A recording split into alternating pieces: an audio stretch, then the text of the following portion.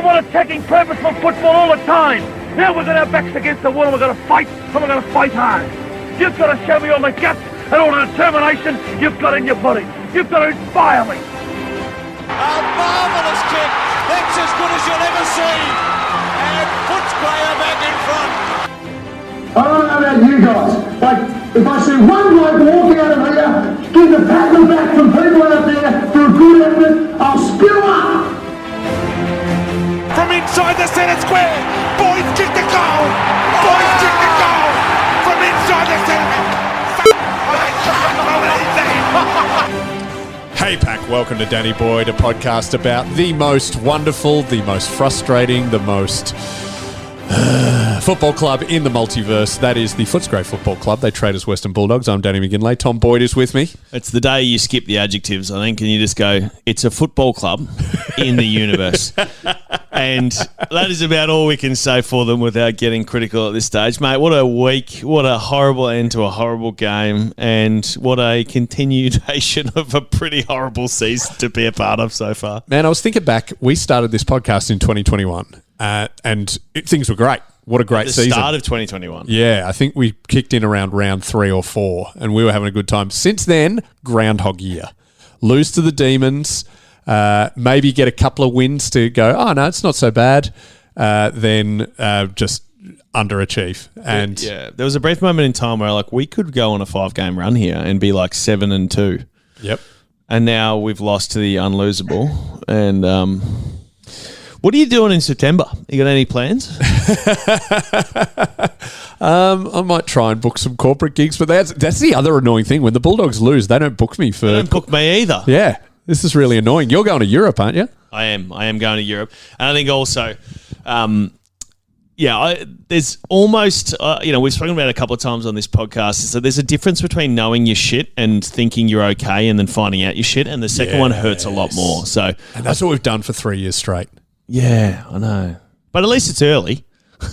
They can plan for some draft picks or something. Oh, my God. Not that we don't have enough high draft picks as it is. Oh, man. We've got quite a few blokes running around there in the top 5, 6, 7 or 8 and still not seems to make that much of a difference. And European soccer's about to end, so we're going into the dark times. Where you can't distract yourself with a diversified sports folio. I might get into baseball. How are the Mets doing? Yeah, baseball is the only one that'll last, because even if you wanted to get into ice hockey or if you wanted to get into NBA, that's about done. That'll all finish in the next 3 or 4 weeks. So. Actually, one of our Patreons hit us up. She's getting big into the Canucks. Should we make the Canucks the official Danny Boyd team? Well, I don't know if the Canucks are still in the playoffs or not. Oh, I have no idea at all. I don't know. No. I know that Boston are still in, and I know that the Maple Leafs just lost Toronto. There we go. Look at you hockey king. Yeah. I don't know anything about the sport other than they fight, which I think is awesome. Yeah, that's all you need. Anyway, we've brought in Chaz Licciardello because I don't know about you, Boydy, but I'm at the stage of grief of, I think, self-pity, where I just want to analyse and just know why this is happening. I mean, there's heaps of speculation. I can chuck on any of the footy classifieds or access all areas and I'll hear, how toxic Bevo is. But when you need cold, hard data, that is when you go to Chaz Licciardello, who you would know right now is very graciously given us a bit of time because he is working round the clock on his TV show Planet America because it's an election year. Before we get into the dogs, Chaz, who's going to win the election? Because obviously, I mean, people might not know this. I'm a registered Democrat in Maryland, and Tom is wearing his Make America Great Again hat right now. So we're a divided podcast. Who's going to be happy in November? Look, at this point in time, it's what's going to determine the election hasn't happened yet. But if I'm guessing, I'd say I'd be favouring Trump at this point in time. Sorry, Danny. Really? Why is that? Yeah, look, it's Biden, for whatever reason, people just aren't buying what Biden's selling. It's not just his poll numbers are bad, it's that people think the economy is terrible when it's actually really quite good, which means there's no room for growth at all in his numbers because it's not going to get better and they already hate him and hate what he's done. And on top of that, they've got this third-party guy, Robert F. Kennedy Jr., who only today we discovered had apparently a dead worm in his brain. I don't know why you admit that. He's a little bit too honest, this guy. But he is taking votes off Biden. So Biden doesn't just need to beat one person. He needs to beat 2. And I'm not sure he's going to. Man. I disagree with the reason why we need Chaz here. And that's not because we need cold, hard facts because you're self-pitied. It's because we don't want to confront our actual feelings, which is despair, frustration, and anger. And numbers don't care about your feelings particularly much. And I'd rather listen to Chaz tell me about why it might be happening than actually consider the fact that it is happening and it has been happening for some time. And we can't really get away from the fact that we're a very shit team with a lot of good players that make us look better than probably we are. Oh, no. Surely we're a really shit team with good players who just need to change a couple of things and everything's good. Here's the problem with winning an All-Australian jersey, right? Everyone knows you're an All-Australian forever. Yeah. And we've got too many players who've won All-Australians and or got very close to be like, yeah, we don't have any good talent. Like our top, and like this is one of the great frustrations that I have, both sides of the coin. One, the frustration as a fan, you go, yeah, but we've got all these great players. Why aren't we a good side? The other side of the coin is great players by themselves don't make great football teams. Like you need a bit of both. You need some players who obviously can play their role and all those types of things as well. But it is frustrating when you don't actually, you're not guessing who these people are when you look who's playing centre half back or who's playing centre half forward, or who's playing in the middle of the ground. You know all of their play. Like, you know everyone, and you know that they're really good. And then you see the scoreboard where we lose to Hawthorn, and you're like, what happened? I can help you, Tom. I can help you, Tom. Not only do I have some numbers here which may distract you, but also you can beat up on my conclusions being probably incorrect, and that will make you feel better as well. So yeah, I think so. It's win-win. All right, Chaz, you've compiled. You reckon you know what's wrong with us, and you've got data to back it up. Well, the podcast listeners, they're excited. They want to know your theory, and Boydy will tell you if it's right or wrong. Well, to the best of his abilities. All right, Chaz, tell us the story. Here we go. I've spent about 3 hours crawling around the stats sites trying to find what I can, and I'll just put off the top. I'll just say, I'm not doing individual stats for anyone who has played less than 4 games. I'm not going to pot someone who has only played 1 game or whatever, right? So it's a bit harsh on Gallagher. so we're talking averages. What I'm about to tell you is averages for people who played 4 games or more. And this is particularly relevant to Riley Garcia. And when I'm talking about contested possessions and our lack of them, Riley Garcia gets a lot of them, but he hasn't played 4 games, right? So I'm just putting that out there. Okay. So hang on. Oh, so you mean 4 games this year? 4 games this year. That's right. Oh, okay. Right. I caught that. I didn't know what you were talking about. Well, I was just under the impression that he was giving Riley Sanders a free spin. Yeah, okay. Yeah, well, there's a few. It sounds like he's trying to give a few people a free spin because he doesn't want to be too mean, but having said that, he's going to crunch the numbers. Cold, hard, and ruthless. So I'm going to start with talking about our general style of play, and then I'm going to get to the zones of the field, okay? So style of play. Our style of play, in my view, is changing, and we're caught between 2 styles of play, and one is conflicting with the other one. What we used to be was a stoppage/clearance team. That's what it used to be. Win all the stoppages, win all the clearances. It was kind of ugly. We'd hand pass to each other, go bursting out of the clearances. We didn't take a lot of marks because it was all grubby and so forth, but that worked, right? When we had this powerhouse clearance team. We are turning into a marking team quite rapidly, but we're not playing like a marking team. Let me tell you what I mean. We are number 1 in the league by a long way for marks. We've taken 855 so far this year. Brisbane's next with 814. We're miles ahead. We're number 1 in the league for contested marks. We're on 97. Carlton is second with 92. You'd expect that to be our tall forwards, right? You know, we're this army of tall forwards. But what's interesting is that it's not individual players. It's right across the team. We are a marking team. Let me go through them. Individuals. Bailey Dale is our top marker. He's number 13 in the league with 7.5 per game. JJ is the next one, number 25 in the league. Then you got Liam Jones, who obviously takes a lot of marks. Then you got English. Then you got Bramble. And it's only then at number 62 in the league you got Jamara coming in then, the first forward, right? We've got lots of contested marks taken as well. This one, Jamara is doing really well. He's number 4 in the league for contested marks. Darcy's number 15 in the league for contested marks. These are averages I'm talking about here. Norton's number 34. Then Jones is number 35. Then Lobb, of all people, is number 40. And then Bont's number 49, right? So we're taking lots of marks. Where we're not taking marks, surprisingly, or well, taking marks, but not as many, is inside 50. We're number 4 in the league for marks inside 50, not number 1, right, where we are around the ground. And Jamara's there, number 3 for marks inside 50. Darcy's number 22 in the league for marks inside 50. Norton is only number 41 in the league for marks inside 50, even though that's his thing, right, taking marks. English is number 70, and then Waitman's number 74. Why aren't we taking more marks inside 50? Here's where my theory comes in. It's because the ball isn't getting there. We are number 12 in the league for inside 50s, right?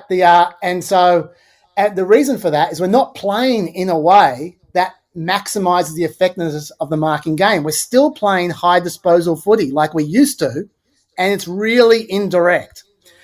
What do I mean by that? We're number 1 in the league for disposals by a mile. Freo's number 2, another very indirect team. What's changed, though, is that all our possessions now uncontested. They used to be contested. Now we're number 1 in the league for uncontested possessions, with number 3 for bounces. We're just stuffing around with the ball. How do I know that we're stuffing around with the ball? Well, because we're number 1 for disposals. We're number 1 for disposal efficiency. We don't make mistakes with our passes. Freo, by the way, is up there as well. Again, another indirect team. But we're only number 12 for inside 50s. We're number 12 for turnovers, number 13 for clangers. So we're not making mistakes. We've got lots of disposals, but the ball isn't getting inside the 50. What's more, you look at our metres gained stats, we've got no long kickers. Bailey Dale is our best long kicker, number 28 in the league with 474 metres gained. Next is number 71, which is JJ. So we're being cautious with the ball. We're missing opportunities to go forward, and the attack breaks down before we get to the 50, so our forwards can't take marks. So we're playing the old style, even though we're becoming a team that should be moving towards a fast-moving marking style. That's what I think is our central problem. What do you reckon, Tom? There was a lot in there. Let's say that. There was a lot in there. Yeah. That's what we got him in for. It's Chaz Licciardello. He's never going to just say, oh, yeah, I've got a couple of ideas. Let's start with the start, because I was trying to remember all of them. I'm sure I'll lose something along the way. So a marking team, by definition, is a kick mark team, usually, just so you know. Yeah. So there's obviously the element that drives the marking is that you short kick, not that you just catch the ball all the time, because you can't do that, as you know, Danny. If you handball to someone, it's not a mark. Yeah, sure. This sounds like semantics. So kick mark teams typically trying to do it for one of 2 reasons. One, they're like Hawthorn from 2012 to 15, where they're incredibly gifted by foot, and they can move the ball with speed, which is really hard to do kick mark, through the middle of the ground. They take risky kicks, short kicks, and they keep the defence moving all the time, which means that no one can settle in that great zone we used to have. So slow ball movement is absolutely crippled by zones, because it means that obviously every time that you look up, there is 30 players in front of you. So that's that's the offensive side of it. The other side, which I would suggest is more likely why we're doing it, is because Bevo looks up and he looks at his whiteboard, and on the top of the whiteboard, where all his defenders sit, he's got Buku, he's got Jonesy being a very established defender at this stage, and he's got 4 other blokes who are either not in the best form that they've been in or have never really proven themselves at all. So you think JJ, I think Bailey, think the other guys who've been running through there, which seems to change quite a bit. Bevo's going, I can't put those guys under immense pressure because they will lose. And they'll get scored on really easily and really quickly. So whilst it is hey, we're kicking the ball and we're efficient and we're taking marks, and uncontested marks have typically been a really strong stat that they've hailed as important at the Dogs, or at least during my time and shortly thereafter.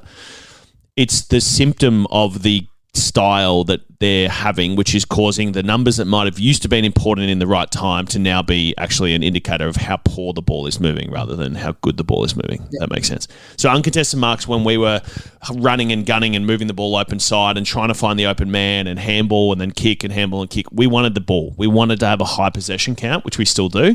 And it's why if you think through the likes of when we were good, you've got like the Libba, you've got Caleb, you've got Bailey, you've got JJ, you've got Bont, you've got Ads, you've got Bailey Smith at different times. These guys all, McRae being the obvious one, who have huge possession counts and we might still lose.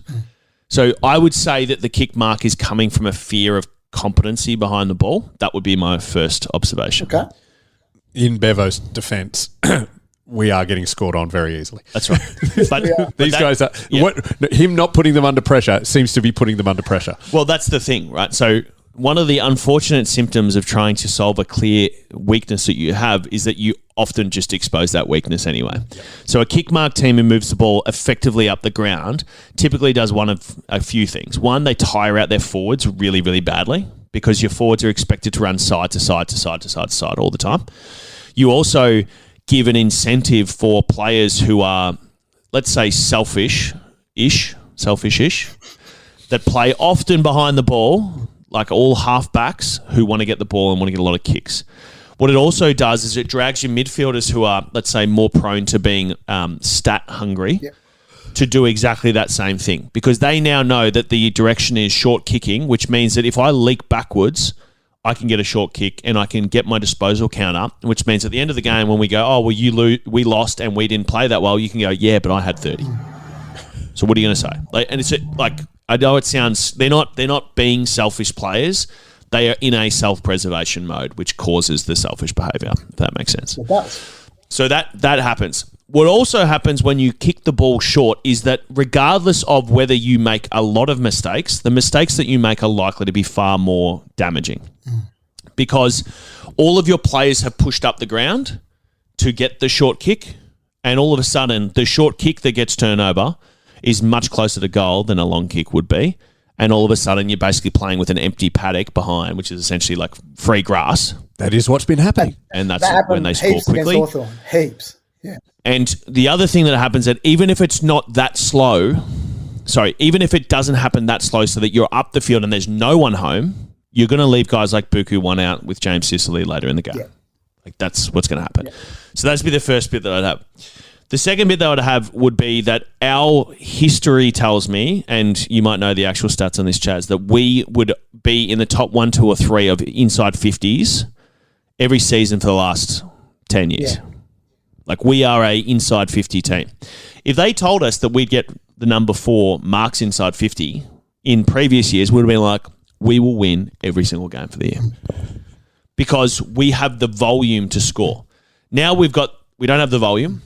And so the ones that we are scoring off by this, by the statistical definition, is when we've got it perfect, or one of the big guys has caught it, and we kick the goal, and it all looks half decent for that one play. But 75% of the game is not played in perfect footy, or 80% or 90%, depending on the game, depending on the conditions as well. So are you two in agreement? I can't work it out. I think Tom is actually shedding light on what I said. It's not completely wrong, which I'm surprised by. Well, no, I think what Chaz is telling the change of what the statistics have said over a period of time. I'm telling you what my interpretation of why they have changed. Now, right. Here's the problem, right? There are still 10 players who have played with Bevo for the last 7 or 8 years. And they are, in many cases, some of our best players, like Bailey Dale and like JJ and like Bont and like Caleb and like Libba. And all of these guys have been conditioned to play aggressive football. And even the likes of Bont, who is a fantastic kick by foot, he's not going to magically turn around and get really good at kicking 15 metres because he has been amazing at kicking 45, catching defences offside, and you still get to see that in today's game. He's still a step above, or a few steps above in a lot of cases, in terms of his foot skill and the penetration that he has, his ability to hit the scoreboard, and his ability to look like a first-class player. But he has to do it around the stoppages because the ball isn't playing the same way that it used to, where and maybe I'm missing something, but I remember him getting forward and taking a few marks, which he's done at different occasions this year. But he's still required to do all of the heavy lifting from an attacking point of view around those stoppages because we just don't have the ability to do it in open play. Yeah. Okay. What I'll do now is because I chopped off a bit more than I could chew in that first one. I'll make this next one a little bit shorter, so then you can jump in and you won't have to try and remember everything I said. I'm going to go generally now on the forward 50, and I'll give you a chance to respond, and then I'll spotlight some individuals. Generally speaking, statistically wise, our forward 50 has improved a lot this year. It actually has. Even though we're number 12 inside 50s, we're number 3 for goal efficiency. When we get in there, we do score goals. That's what goal efficiency is. It's a percentage of goals scored when you get in there. Why is that? First of all, our kicking for goal is way better than it's been in previous years this year. Remember how frustrating it was last year and the year before? Well, now we're number 5 for goals, number 17 for behinds. Our scoring accuracy is number 5 in the league at 52%, even though we did lose the Essendon game because of our kicking for goal. If you look at the expected score, it was 82-77 for us, and we ended up losing 67-96. But apart from that, our kicking for goal has been much better this year. In terms of individual... Can I stop you there, Chas, just for a second? Here's the problem with all statistics. Everything has trade-offs. And for the last 10 years... when did I start playing it? 2014. 10 years. Last 10 years, our supporters have been complaining about our efficiency kicking in front of goal. But they also didn't mind the fact that we kicked 100 points a game. Now, getting better at kicking for goal doesn't mean that you're better at kicking more goals. And the ratio of scores or goals per inside 50, we would still be kicking less scores, I would imagine, than the last couple of years at the moment. Is our average scoring going down? I think it's pretty similar in the end, because the point you're making is true, but since we're being more efficient when we get in there, I think it balances out. We're the number 5. We've got the number 5 attack in the league, so that's not too bad. So let's take it that it's exactly equal, right? Just some magical world. Our scoring has stayed exactly the same year on year, and what we're saying is that now that we are far more efficient in terms of the amount of times we need to go inside 50 to score the same amount of points. You know what the problem is? That every single time that the ball is not inside our 50, it's either in the middle of the ground or it's in their forward 50. Yeah. And so the stress that's applied to the different parts of the ground is now, instead of having a bunch of forwards who are motivated by scoring and chasing and tackling and getting to the point where they can hit the scoreboard, now we are putting pressure on our midfielders and our defence all the time. Yep. And so the symptom of, hey, we're kicking for goal better is very much likely coming from the fact that we're not as tired as what we once were, because the ball isn't down there all day, every single day. And it's not getting peppered in and peppered in and peppered in. And one of the outputs of playing erratic forward half footy is that the defence also knows where the ball's going to be, and they're going to have more representation there. But the best part about it is I've never seen someone kick a goal from the back pocket. Ever. Yeah. Not once. You're not watching the Oz kickers at halftime, man. I've seen a few of them just yeah, but that only happens when the dads like you make shitty-sized grounds. Like, that's not my fault. So there's always trade-offs, Chaz, is what I'm saying. And I think the problem is we make ourselves feel better or worse based on any of these things. Is the only metric that really counts is how many 4-point allotments you have for the year. The one after that is basically how much have we scored and how much has our opposition scored. And then you can go down the priority list of what stats are actually driving those outcomes, because it's all well and good. I'm not sure a single supporter feels any better about our goal kicking this year than they have previously. I'm sure I was actually, not a single one. I was really surprised to find out we were kicking better. Yeah. Well, again, the stats, which means, here's the thing, you're never going to please a single fucking supporter in the world. I learned that a long time ago. But I was just going to say, maybe one of the reasons, Danny, why you might feel as well that we're kicking poorer is because one person in particular is not kicking poorer, and they are attracting a lot of attention, and that is Jamara Ugle-Hagan, who is kicking at 39%. And Sorry. He's still kicking. He's not kicking any better. You said not kicking any poorer. He's not kicking any better. And let's take this moment in time to acknowledge something from last week, Chaz, which is a very important thing to acknowledge. Jamara is a fantastic player, and we are rapt that he is re-signed for 2 years. And we are also, in my mind, very aware that this was probably done a couple of weeks ago, and they're just waiting for us to lose again before they released it. And here's how unhappy Dog supporters are.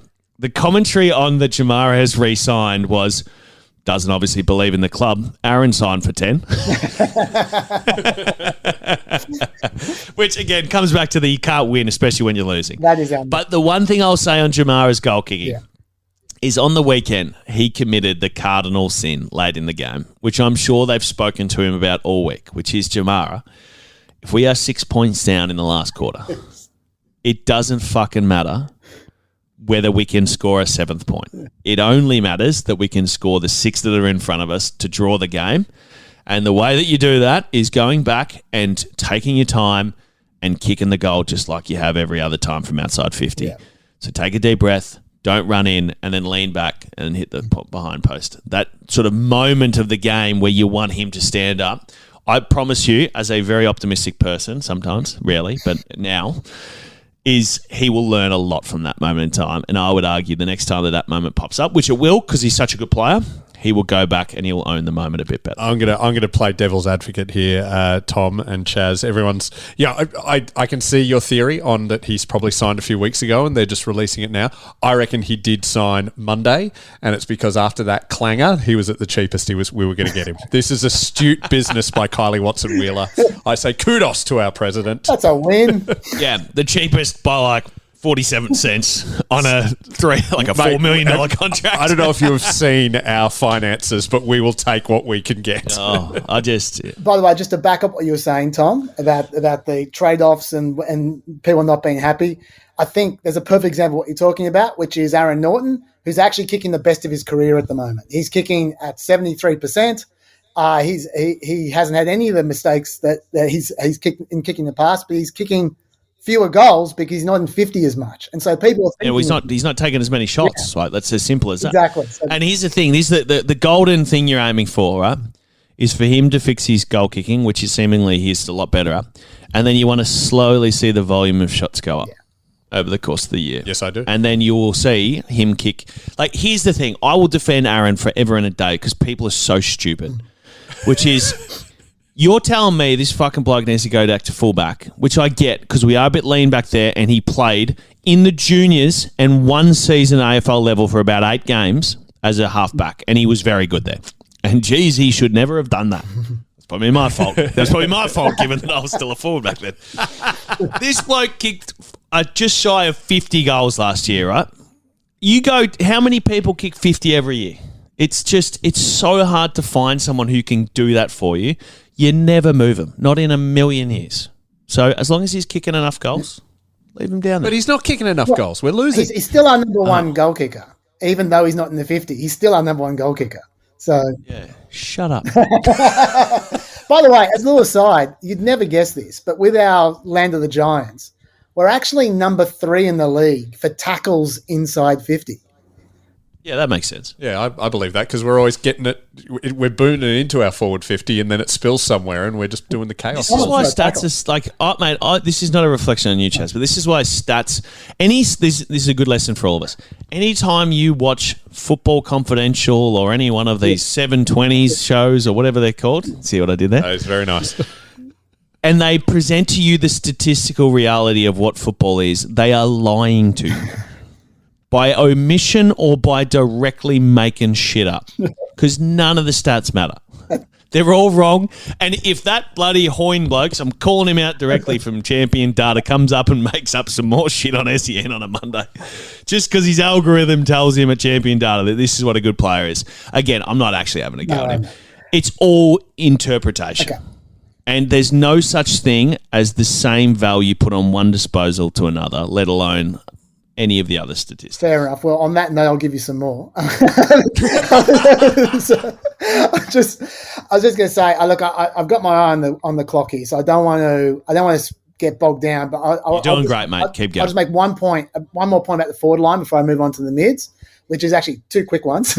Which is number one, something that's always been the case, but I saw the stats for this time, is that one of our issues is that Cody Waitman doesn't play like a small forward, even though he's a small forward. And the perfect example of that is what the small forwards are meant to do, apart from tackling, which he does do, is forward 50 ground ball gets. That's what they're meant to crumbing. That's what they're meant to do, right? When the ball drops to the ground, that's when the small forwards come in.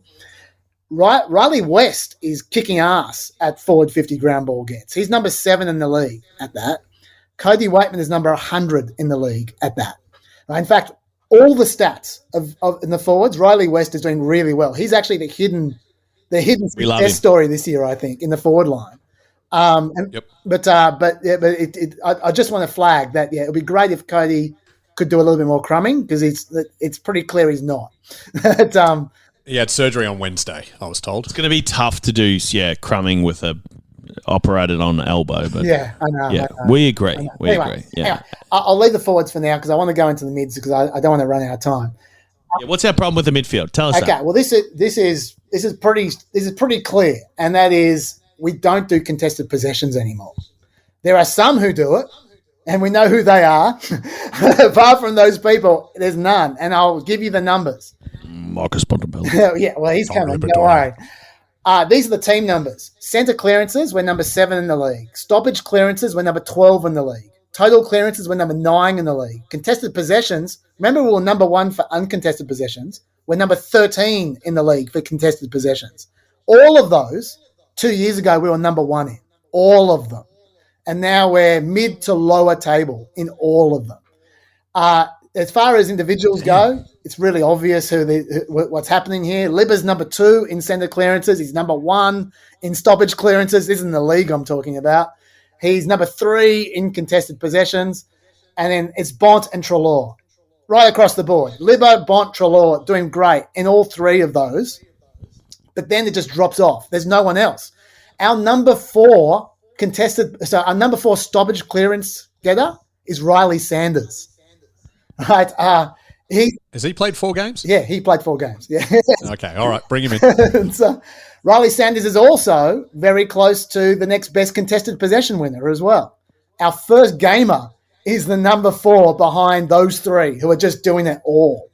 And that's just and even though we've got 3 top tenors across the board in all those numbers, we are as a unit mid-table to lower table because no one else has got those numbers at all. It's just those 3 doing all the heavy lifting. How about pressure? How can you, like, it doesn't make any mental sense when you hear those numbers, when you think about the faces of the players playing around the ball for us at the moment, does it? Faces, what do you mean by that? Well, as in actually, I didn't mean this specifically, but if you think about Tom coming off the ground with blood all over his face, it's sort of like, oh, he's a contested footballer. He is, yeah. But to your point, I think it sort of comes back to leaving too much to too few. Exactly. And that next ring of players, like, again, to take it back to the way we first did it when Bont was really young, was we had everyone go through there. We'll just overwhelm them with 12 or 13 midfielders. It doesn't matter if you got Pendlebury or any one of these. We'll just chuck numbers at you who are strong, fit, 25, 26-year-olds, and we'll keep rotating, and they'll always be fresher than you, and we'll always get out on top. Then, obviously, we had the ascendancy of some of our best players of all time. And then we went, we can't even trust. Sorry, the middle stage was we'll have our best players, we'll give them precedence, but then we'll also have a little ring around them of guys who come off half forward or into the wing, like Bailey Smith and these types, who do their little stint in there and they do 6 or 7 minutes a quarter to keep us fresh and keep our guys from absolutely burning out. Now, those next ring are all gone. Like the guys who are expected to come up and pinch hit in the midfield, which has become more and more difficult with those 4 or 5 like elite grade midfielders in there. This is what happens when you prioritize very few people because you don't get development in 5 or 6 minutes. Like very quickly knowing that we've got a time constraint. Like if I think back to my time at the Giants, the ring of contested ball players that would not ever get any good was huge because they didn't trust anyone to play in the middle of the ground except for 4 or 5 senior players. So these guys would dominate in the reserves. They'd come up, they'd play as a half forward, they'd pinch it in the middle, they get 14 disposals and they get dropped. It happened like clockwork. And now you're basically typecasting these guys who've been midfielders since the day they put on boots to trying to be half forwards or wing. It's not that simple. It's not that easy just to transition players. And the worst part of it is that you end up with, so like I said earlier, really good statistics for the guys who are in there, even from a contested ball point of view. But the team loses, and the team will always lose because 4 blokes can't battle against 10 every single game. Yeah, and I was going to say it's the same thing with tackling and pressure acts as well. Libba, Bont, Treloar are doing great for tackling and pressure acts, but then just drops right off. Once again, Riley Sanders is number 4 at like number 100 in the league because it just drops way off after those 3. They're doing all the tackling, all the pressure acts, all the contested possessions, all the clearances, and you can't have 3 players carrying the entire team. It's just it's the law of unintended consequences is what we're dealing with here. It's like the paranoia that Luke has shown, I think, at different stages to have the best players around the ball because he didn't trust everyone now means that the best players around the ball There's no one else. Self-fulfilling prophecy. That's right. And the reaction, it's the same with the short kicking thing. It's like, let's not isolate our defenders. If that's part of the thinking, again, I'm extrapolating my own impressions of it. Yeah. Now they're getting exposed more than ever. And this is what happens. The fear-based decision-making ends up just in the same spot. That's actually great. It feels like when Bevo came in, we were... there's an old... I mean, this is the sort of thing a Bogan girl would have tattooed on her foot, but love, not fear. You do things with confidence and for love, and it felt like that's what he's doing, and now he's doing things for fear. Well, that was the exact thing that I noticed when I went from the Giants to the Dogs. The Giants, we had a game plan that changed depending on who we played against because we were worried. Yep. The moment we got to the Dogs, it's like, guys, it doesn't matter what they do. We're doing this. We're going to play 5 defenders against 6 forwards because you know what? We're going to win. It doesn't matter. And what you get then is just an enormous amount of synergy between players because everyone is on the same page all the time and the ball's doing the same thing. And you might as well just remove all the names, numbers, colours and place. No matter what oval you play on, the same thing is going to happen every single time. Because we are Bulldogs. Doesn't matter which players this is who we are as a team and a club. Good. Another quick point I was going to make about the mids before I move on to the back 50 to finish off. Adam Treloar is having an amazing year. He's working very hard. He's trying very hard. He's become almost our main man. Even with Bont around, he's doing so much. He's getting the bulk of the possessions. He's averaging 31 possessions per game this year. Bont's doing 25. Like he's doing a lot of the carrying of the ball, but it's unfortunately he's just not very clean with that ball that he's carrying. He's number 74 in the league for meters gained for a start. He's not kicking long at all. He's doing lots of little hand passes. Even so, his disposal efficiency is low. It's 71%, which given how much ball he's getting is hurting us a bit. And on top of that, he's got 19 uncontested possessions per game. So 19 uncontested possessions at 71% efficiency. You'd expect him to distribute the ball a bit because he's not under pressure, but he's not.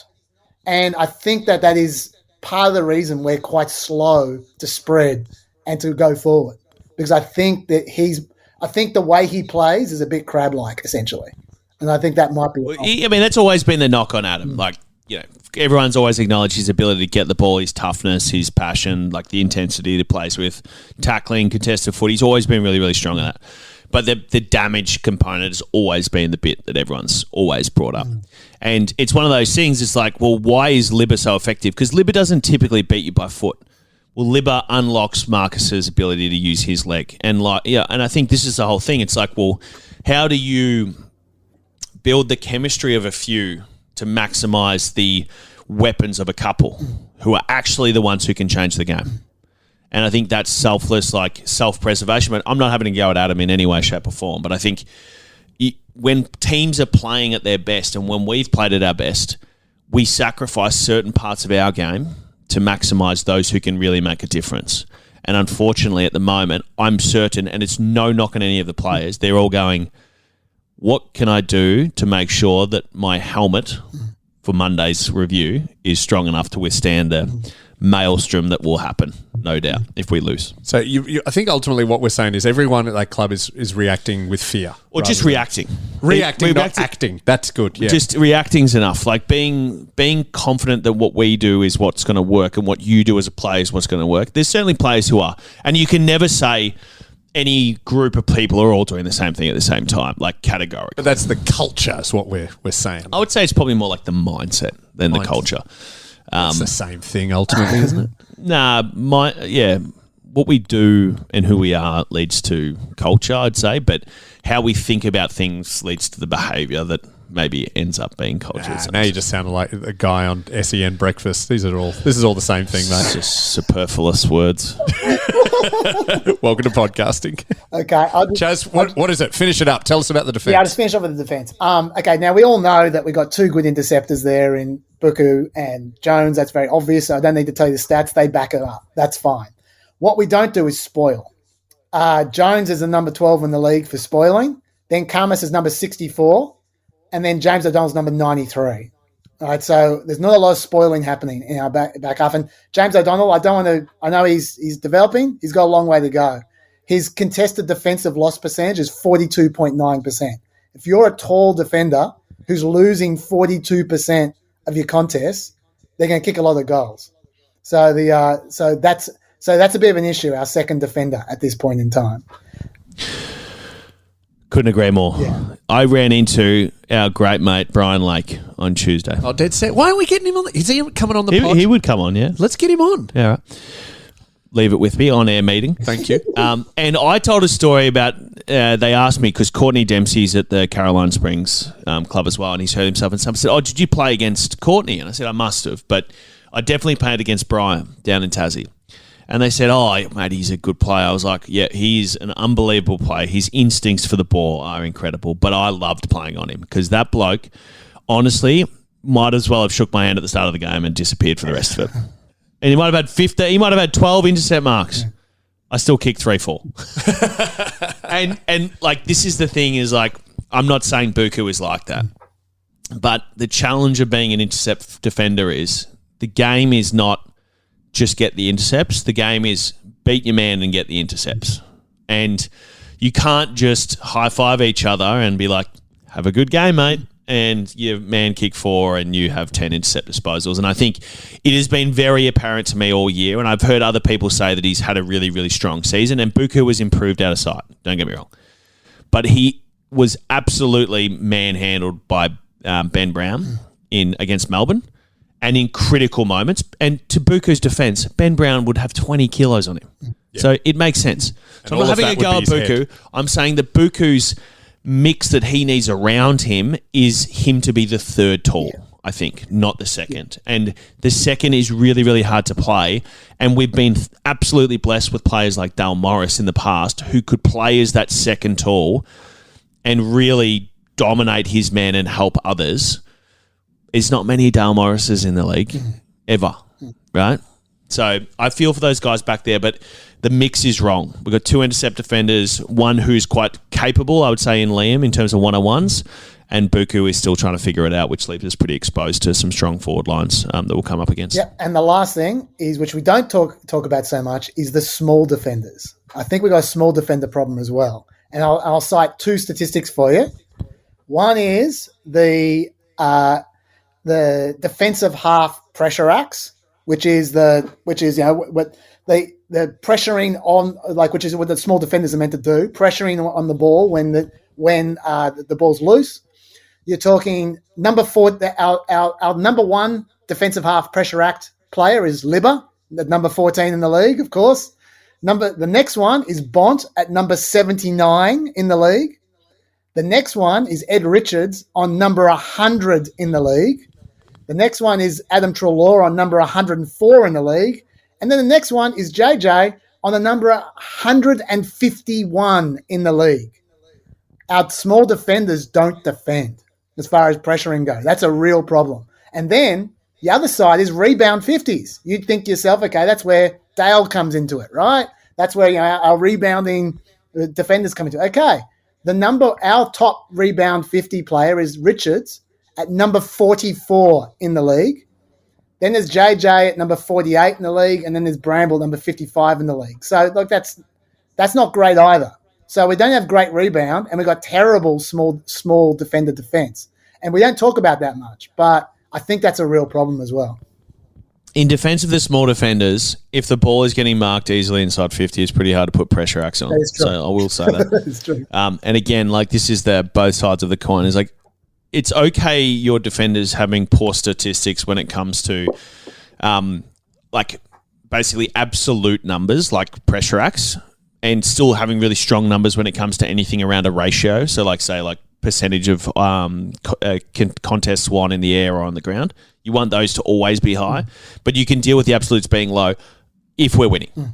Because that just means the ball's not down there. Whereas, when the ball is spending quite a large portion of the time in that part of the ground, like, my perspective is I wouldn't so much be focusing on that first and foremost. It just seems like teams cut through us like butter. Yeah. That's my major issue. And that makes it impossible for everyone to reference their man, to know where to go. It makes it a lot harder to take intercept marks, even if it's been going quite well this year. It certainly makes it harder to take intercepts and defend your man at the same time.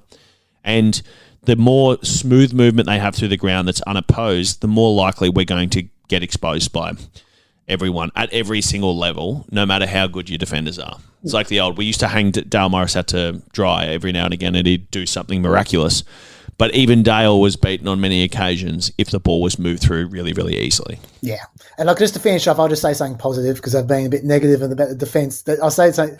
You might not be able to guess who our number one defender for contested defence percentage is, as in terms of not losing contests when they're one-on-one contests. Our number one defender is actually DeRay, 14%. Oh, yeah. That makes sense. He does really well. That's what he's there for. They don't bring him in for his youthful speed anymore. He's a tough bugger, old Taylor, and he's learnt the hard way how to defend. Yeah, so there you go. That makes sense. Yeah. They'll do. I think I've given enough. I feel worse. You? Definitely. But no, I feel better because at least there's some things I can put my finger on rather than this intangible malaise. But I really like the reaction theory. That my brain can go with that. I'm reminded, Chaz, the great thing about having you as a guest is I can make obscure film references, and I feel that Luke Beveridge has gone from to in reference to some Carl Weathers movies. He's not Action Jackson, he's Reaction Jackson now. I didn't need another movie to know that makes sense, you know. It's still, but but did you know who Carl Weathers was? God rest him. Absolutely not. Fantastic actor. He was Chubbs in Happy Gilmore. How's that? Oh yeah, I know him. There we go. There you go. This is the curse to try and break. So, like, think about, and I don't want to put us in this category, but think about the Melbourne demise of 20 years before they got good. The fear of failure for players and the fear of punitive responses to that, and the fear of mistakes and the fear of losing or trying something and losing is so quickly embedded into everyone's psyche that it's so hard to shake, which is why extended periods of being not very good, even at any part of the ground or any individual player, is really hard to get through the other side of. So those guys who have been in and out of the side for a few years are sitting there every single game, whether they will admit it or not, going, geez, I hope I don't stuff it up this week. Of course. Yeah. And then when they don't have absolute clarity from their teammates because they don't have absolute clarity on the game plan because they don't have absolute clarity from their coach, it just makes it all that much harder to get the best out of them on a regular basis. And it takes someone that's absolutely hard-headed as Riley West to overcome that, because he would play the same no matter where he was at any time, because it's the only way his brain and body allows him to, which is unfortunately not everyone in the AFL. No. So really all we can do as supporters is try and be positive here. Try and not be just another layer of doubt that they can have.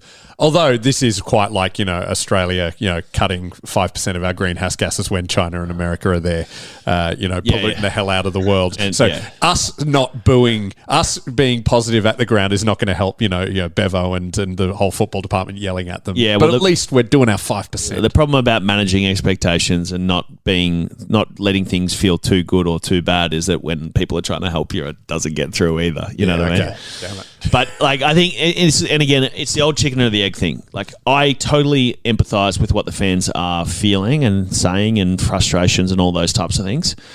But putting that onto the players is not going to help. But it also is not going to help the fans if the players don't, and the coach and the club don't perform.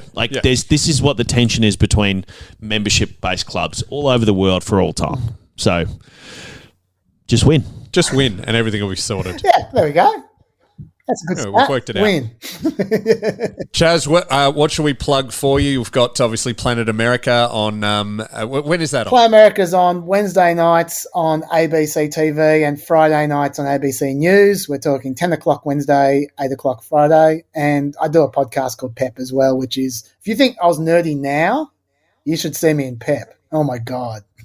This is, and it's all American politics. So I've got to say, I'm as bad as like all this Bulldogs chat has been. The worst thing you've said is that Trump is going to get re-elected, because, like, I actually believe you. You're someone I believe on this, and that's absolutely terrifying. It's 55-45, Danny. It's not a done deal yet. But yeah, as Luke Hodge said yesterday, we're not America. We don't have to be America. When he was talking about the premiership rings, and I'm like, I have enough issues with our own politics over here, to be honest with you. Well, yeah, sure, but when Trump is going to allow Putin to invade half of Europe, that's that can be a bit of an issue. Anyway, let's look. We've somehow made it worse. It feels like tomorrow's problem, that one, doesn't it? Chaz, thanks for coming on. Pleasure, guys. You're the best, mate. Appreciate it. Hey, if we're going to change one stat, Chaz, what would we change first? Don't say points. That doesn't count. Contested possession. Okay, I like it. I actually agree totally. Let's start at the source, as they would say, and we can build it out from there. Go Dogs. Go Dogs. Question mark. Go Dogs. I gave my childhood to that roar of the red, white, and blue sea, and the knowledge that you had two loves, the Bulldog boys and me. 20 years on, I feel that longing hanging in September air. But the reason I go every week is to pretend you're still there. And they will find the glory one day, and I will throw it at your feet. It's a long, long road they're running for you, the dogs of Footscray streets.